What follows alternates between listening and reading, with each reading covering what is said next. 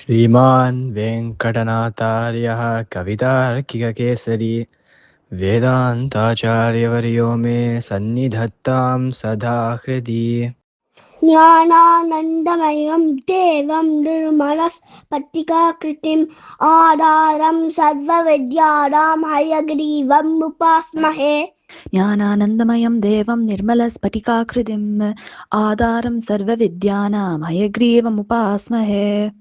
स्वतःसिद्धं शुद्धस्फटिकमणिभूपृत्फतिपटं सुधासद्रीचीभिर्द्युतिभिरवतात् त्रिभुवनम् अनन्तैस्त्रयन्तैरनुविहितहेषाहलहलं हताशेषापद्यं हैवदनमीडीमहिमहः स्वतःसिद्धं शुद्धस्फटिकमणिभूपृत्फतिपटं सुधासद्रीचीभिर्द्युतिभिरवतात् त्रिभुवनम् अनन्तैस्त्रयन्तैरनुविहितहेषाहलहलं हताशेषापद्यं हैवदनमीडीमहिमहः समाहारस्याम्नां प्रतिपदमृचां दामयजुषां लयः प्रत्यूहानां लहरिविततिर्बोधजलदेः कदातर्पक्षुभ्यत्कतुककुलकोलाहलभवं हरद्वन्तर्ध्वान्तं हयवदनहेषाहलहलः प्राचीसन्ध्या काचिदन्तर्निशायाः प्रज्ञादृश्चैरञ्जनश्रीरपूर्वा वक्त्रैवेदान् भातुमेव जिवक्त्रा वागीशाख्या वासुदेवस्य मूर्तिः। विशुद्धविज्ञानघनस्वरूपं विज्ञानविश्राणबद्धदीक्षं दयानिधिं देहभृतां शरण्यं देवं हयग्रीवमहं प्रपद्ये। अपौरुषेयेरपि वाक् प्रपञ्चैः अद्यापिते भूतिमद्विष्टपारां स्तुवन्नहं मुग्ध इति त्वयैव कारुण्यतो नाट्यकटाक्षणीयः। दाक्षिण्ययम्यागीशस्य मूर्तिः देवी सयोजासनदैमपत्नी व्यासादयोऽपि व्यपदेशवाचः स्फुयन्ति सैवे तव शक्तिलेशैः। मन्दो भविष्यन्नियतं विरिञ्चो वाचां निदेरञ्चिदभागधेयः दैत्यापनीतान् दययैव भूयोऽपि अद्यापयिष्यो निगमान्यचेत्त्वम्। विथक्कदोलां व्यवतोय सर्वे बृहस्पतिं नत्ते सेवतस्त्वं तेनैव देवस्तुडशेश्वराणाम् अस्पृष्टदोलायित आतिराज्यम्।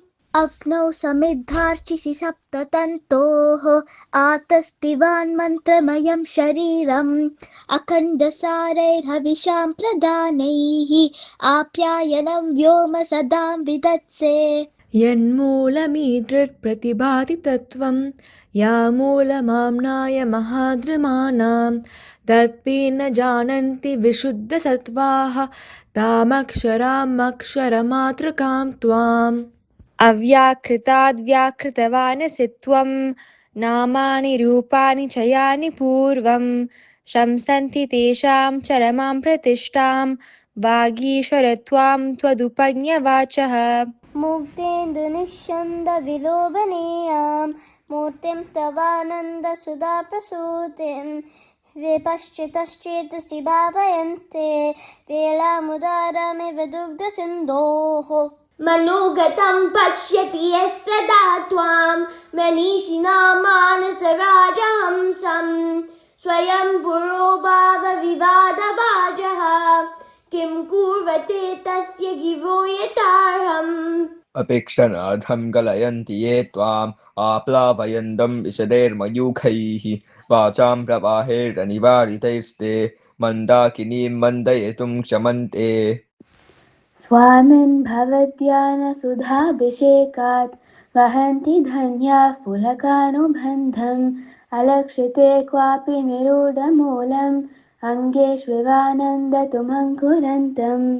स्वामिन् प्रतीचाशदयेन धन्याः त्वध्यानचन्द्रोदयवर्धमानम् अमान्तमानन्दपयोधिमन्तः पयोभिरक्ष्णां परिवाहयन्ति। स्वैरानुभावास्त्वदीनभावाः समृद्धवीर्यास्त्वदनुग्रहेण विपश्चितो नादतरन्ति मायां वैहारिकीं मोहनपिञ्चिकां ते। प्राङ्निर्मितानां तपसां विपाकाः प्रत्यग्रनिश्चये ससम्पदो मे समेधि क्षीरं स्वपादपद्मे सङ्कल्पचिन्तामणयः प्रणामाः विलुप्तमूर्धन्यलिपिक्रमाणां सुरेन्द्रचूडापदलालितानां त्वदङ्घ्रिराजीवरजकणानां भूयान् प्रसादो मयि नाथ भूयात् परिस्फुरनूपुरचित्रबाणु प्रकाशनिर्धूततमोऽनुषङ्गां पदद्वयीं ते परिचिन्महिन्त प्रबोधराजीव विभातसन्ध्याम् त्वत्किङ्करालङ्करणोचितानां त्वयैव कल्पान्तरपालितानां मञ्जुप्रनादं मणिनूपुरन्ते मञ्जूषगां वेदगिरां प्रतीमः सञ्चिन्तयामि प्रतिभातशास्तान् सन्धुक्षयन्तं समयप्रदीपान् विज्ञानकल्पद्रुमपल्लवाभं व्याख्यानमुद्रामधुरं करं ते चित्ते करोमि स्फुरिताक्षमालं सव्येतरं नाथकरं त्वदीयं ज्ञानामृतोदञ्चनलं पठानां लीलाघटीयन्त्रमिवाश्रितानाम् प्रबोधसिन्दूररुणिः प्रकाशैः प्रवालसङ्कातमिव वहन्तं विभावये देव सपुस्तकं ते वामं करं दक्षिणमाश्रितानाम् वामां शिवित्वा विशदैर्मयूखैः सम्प्रीणयन्तं विदुषश्चकोरान् निशामये त्वां नवपुण्डरीके शरद्गणे चन्द्रमिव स्फुरन्तम् दिशन्तु मे देव सदा त्वदीयाः दयातरङ्गानुचरा कटाक्षाः श्रोत्रेषु पुंसाम् अमृतं शरन्तीं सरस्वतीं संसृतकामधेनुम् विशेषवित्पारिषदेषु नाथा विदग्धगोष्ठी समराङ्गनेषु जिगीषतो मे कवितार्किकेन्द्रान् जिह्वाग्रसिंहासनमप्युपेयाः त्वां चिन्तयन् त्वन्मयतां प्रपन्नः त्वामुद्गृह्णन् शब्दमयेन दाम्ना स्वामिन् समाजेषु समेधिषीय स्वच्छन्दवादहवबद्धसूरः नानाविधानामगतिः कलानां न चापि तीर्थेषु कृतावतारः ध्रुवं तवानाथपरिग्रहायाः नवं नवं पात्रमहं दयायाः अकम्पनीयान्यपनीतिभेदैः अलं कृषीरं हृदयं मदीयं शङ्काकलङ्कापगमोज्ज्वलानि तत्त्वानि संयञ्चि तव प्रसादात् व्याख्यामुद्रां करसरसिजैः पुस्तकं शङ्खचक्रे बिभ्रद्भिन्नस्फटिकरुचिरे पुण्डरीके निषण्णः अम्लानश्रीरमृतविशदैरंशुभिः प्लावयन् माम् आविर्भूयादनघमहिमा मानसे वागधीशः व्याख्यामुद्रां करसरसिजैः पुस्तकं शङ्खचक्रे बिभ्रद्भिन्नस्फटिकरुचिरे पुण्डरीके निषण्णः अम्लानश्रीरमृतविशदैरंशुभिः प्लावयन् माम्